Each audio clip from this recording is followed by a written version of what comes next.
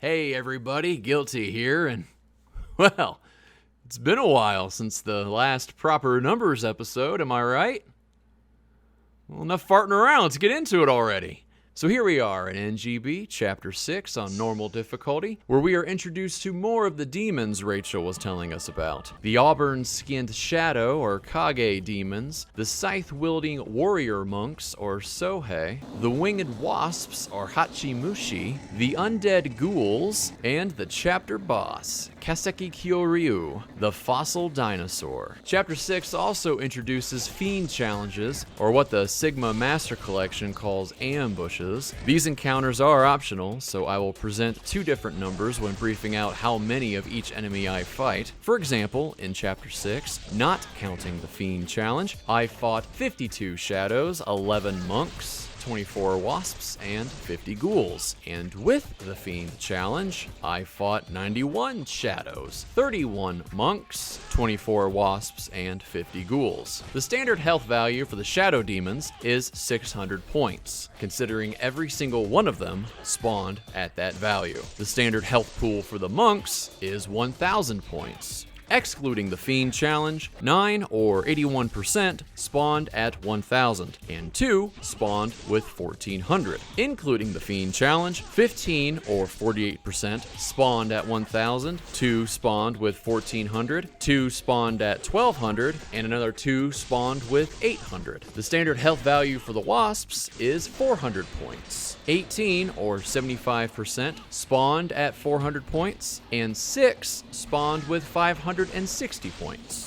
I don't want to declare a standard or average health value for the Ghouls, as it would appear these values are particular. For instance, axe zombies, of which there were 21, typically spawned with 1,400 points, and mace zombies, of which there were 16, typically spawned with 1,600 points, although there were a few that spawned with 1,800. Of the 8 archers, 2 spawned at 1,000 points, and 6 spawned with 1,200 points. Still on the topic of the zombies, like the horses in Chapter 2, there's apparently a broader damage resistance mechanic at play here. I initially discovered hints of this when recording the armlets video, but after finishing my research and analysis of Chapter 6, it's rather conclusive that attacking a ghoul head-on will usually result in that attack only doing half damage. This mostly affected light attacks, but it did extend to ultimate techniques too. In today's video,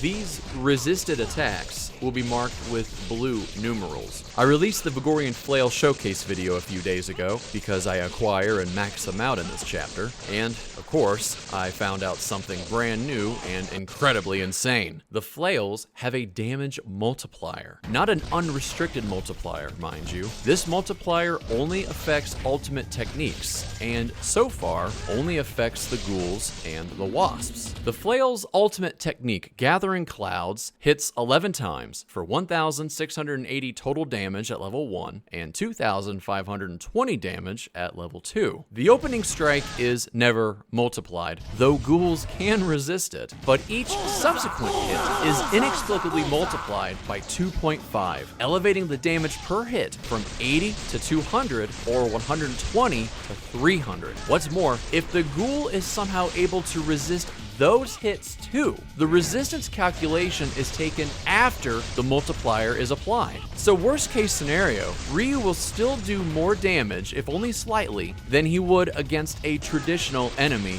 like the Shadow. Now that 2.5 multiplier was only specific to the Ghouls. For the Wasps, the multiplier is even higher. It's times 6. Again, the opening hit is not multiplied, but each subsequent strike, including the finisher that already does double the damage as the opener, is boosted by 6 times. That's an increase from 80 to 480 at level 1, or 120 to 720 for level 2. I had to give the Wasps about 10,000 HP to test my initial hypothesis that the Flail's UT had some sort of instant kill property. They don't. They just do an absolute mega shit ton of damage. For a more detailed study of the flails and its technique list, be sure to check out the Flail Showcase video I recently published. It doesn't get into these multipliers because this is just a batshit insane case. We'll just come across these, I guess, as the playthrough progresses. Finally, a quick word about the Fossil Dinosaur. This fight is much more straightforward when compared to Hydrocubus. This boss has 10,000 HP split across his 4 limbs, 2,000 per arm and 3,000 per leg. Damaging a limb only affects that specific limb, and there is no regen or regrowth mechanic. You can just be a little squirrely. And I think that's everything. There were some funny little quirks playing this chapter, like clearly sticking the monks with incendiaries and the explosion deciding to just not do any damage, but whatever. I'm happy to finally push this baby out and get back on track. Chapter 7 is next, and although I maxed out the dragon sword at the first Muramasa, it's a much shorter chapter and I no kidding burn Alma's ass. So expect the next numbers before the next showcase. Thanks for stopping by. Like, subscribe, and go outside.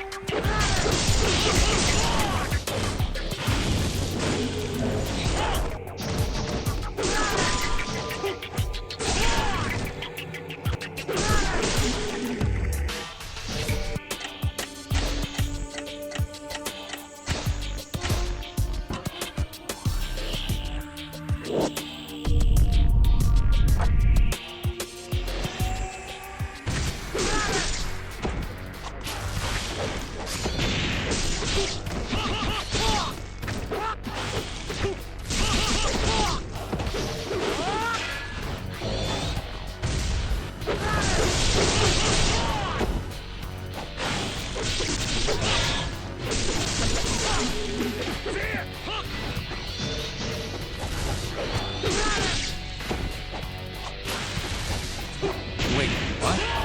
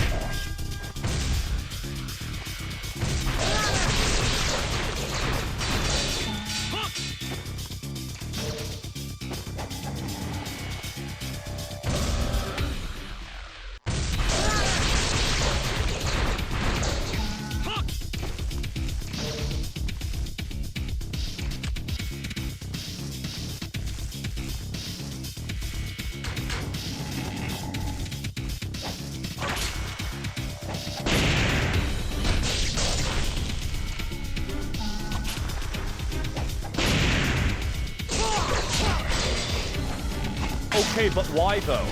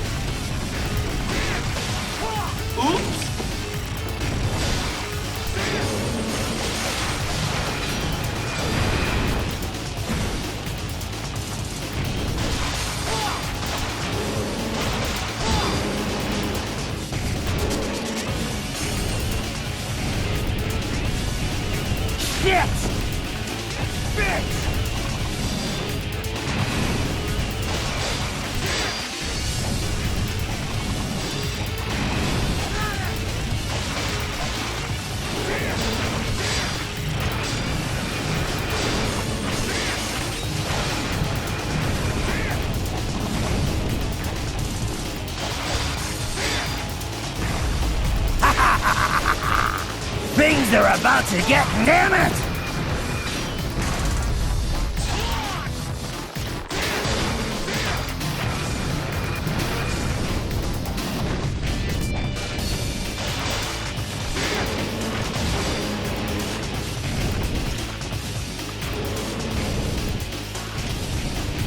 Shit! End of the line!